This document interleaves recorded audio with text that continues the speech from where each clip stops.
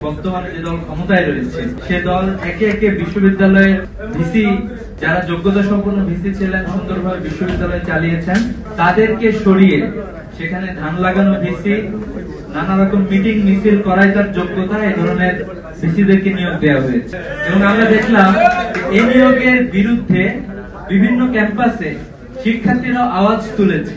আপনারা দেখবেন যে গত দুদিন আগের ঘটনা ডুয়েটে একই ঘটনা ঘটেছে যে সকল শিক্ষার্থীরা শিক্ষকরা মিলে প্রতিরোধ আন্দোলন গড়ে তুলেছে এবং আমরা দেখলাম সেখানে নির্মম ভাবে হামলা চালানো হয়েছে বলে আমরা দেখেছি। বাংলাদেশের শিক্ষা ব্যবস্থায় আমূল পরিবর্তন দরকার। আমাদের শিক্ষা ব্যবস্থা পুরোপুরি ব্যর্থ হয়েছে। আমাদের শিক্ষা ব্যবস্থা যদি বলি যে দুইটা উদ্দেশ্য জাতি হিসাবে আমরা চাই, এক নম্বর হচ্ছে যে একটা নীতি নৈতিকতা সম্পন্ন মানুষ তৈরি করা, যে জায়গায় আমরা দেখতে পাচ্ছি যে বাংলাদেশ দুর্নীতিতে বারবার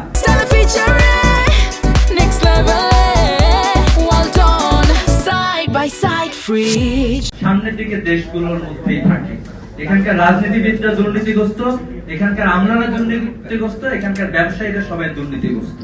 তো আমরা দেখলাম যে নীতি নৈতিকতা সম্পন্ন মানুষ তৈরি করতে আমাদের শিক্ষা ব্যবস্থা ব্যর্থ।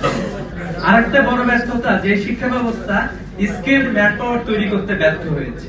আমরা দেখি যে দিনের পরে দিন শুধু আমাদের বেকারত্বের সংখ্যা বেড়েই যাচ্ছে বারবার, এবং যে শিক্ষা ব্যবস্থা দেওয়া হয় এই শিক্ষা ব্যবস্থায় মৌলিক কোনো গবেষণা নাই যে আমাদের মার্কেটে কোন চাহিদা আছে সেই আলোকে আমি যে একটা ডিপার্টমেন্ট খুলেছি একটা বিশ্ববিদ্যালয়ে, সে কি মার্কেটের আলোকে আমার ম্যানপাওয়ার প্রডিউস করতে পারতেছে? আমরা তো দেখছি এখানে ব্যর্থ হচ্ছে। আমরা বলি যে আমাদের চাকরি বাকরির অভাব, তরুণরা চাকরি পাচ্ছে না, কিন্তু পক্ষান্তরে আমরা এটাও দেখতেছি ভারতের মতো একটা রাষ্ট্র, যে রাষ্ট্রের জনগণ পৃথিবীর বিভিন্ন দেশে তারা ছড়ায় ছিটায় আছে। আপনারা একটু অস্ট্রেলিয়া দেখবেন, যখন ভারত আর অস্ট্রেলিয়ার খেলা হয় তখন ভারতের সাপোর্টার অস্ট্রেলিয়ার সাপোর্টার চেয়ে বেশি থাকে সেখানে। এরপর আমরা দেখতে পাই যে বাংলাদেশ হলো এমন একটা দেশ, রেমিটেন্স আয়ের দিক দিয়ে বাংলাদেশ ভারতের ৩-৪টা দেশের মধ্যে একটা সবসময় থাকে এবং ভারত বাংলাদেশ থেকে রেমিটেন্স আয় করে প্রচুর পরিমাণে। সে জায়গায় আমরা আসলে আমাদের শিক্ষার্থীদেরকে আমরা কোয়ালিফাইড হিসেবে তৈরি করতে ব্যর্থ হচ্ছি। আমাদের প্রত্যাশা হলো যে একটা বাজেট হবে, এই বাজেটটা যাতে চিন্তা চেতনা করে এটা যাতে ভালোভাবে গবেষণা করা হয় যে কোন কোন সেক্টরের মানুষ দরকার, কোন কোন জায়গায় আমরা তরুণদেরকে ট্রেনিং দেব, কিভাবে তাদেরকে ইফেক্টিভ কাজে লাগাবো। আমাদের বেকারদের নিয়ে, এই যে বাংলাদেশের এত প্রায় অসংখ্য বেকার রয়েছে, এই বেকারদের নিয়ে সরকারের বাজেটের মধ্যে আমরা চাই যে বাজেটেও এটা একটা বিশেষ খাত হিসেবে গণ্য হবে।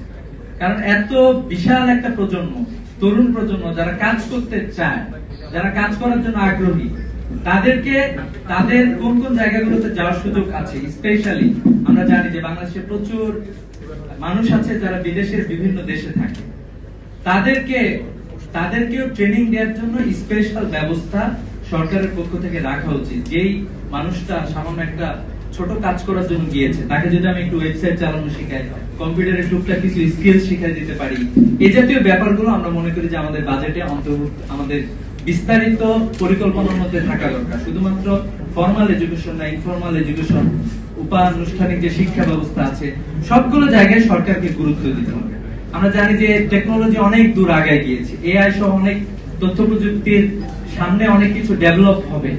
তো ওইটা টার্গেটে রেখে যে আগামী প্রযুক্তি কি আসতেছে সেই আলোকে আমরা তরুণদেরকে যদি একটু ট্রেনিং দিতে পারি, তাদেরকে আমরা গড়ে তুলতে পারি, তাহলে আমরা মনে করি যে বাংলাদেশের সামনের দিকে বাংলাদেশ এগিয়ে যাবে ইনশাআল্লাহ।